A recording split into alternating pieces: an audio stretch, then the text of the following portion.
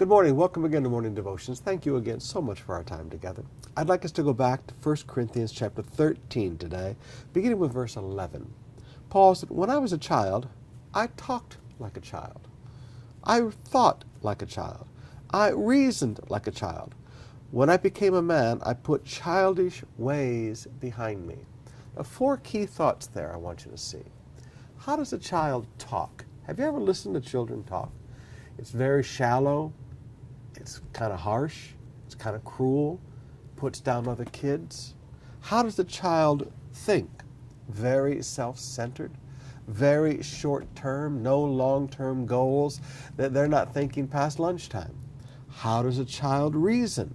Extremely selfish. Very self-centered. And again, that's not negative. That's just a child. When a child wants to eat dinner, it doesn't matter that mom is sick. When a child wants a pair of tennis shoes, it doesn't matter that there's no money. This is how a child thinks.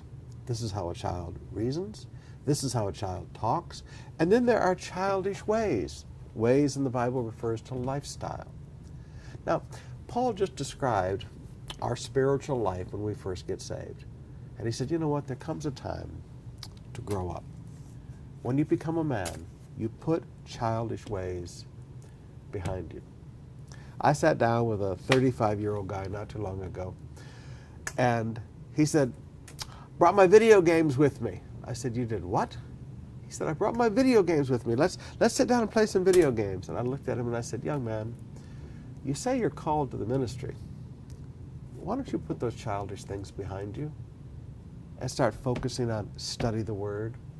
Why don't you put those childish ways behind you and study the Word?" Now, we've grown up in a generation where young people have not been taught to grow up, spiritually speaking. A whole generation of Christians where people are still, they're born again, but they're still very much a child. I think it's time that we make decisions to grow up and put childish things behind us.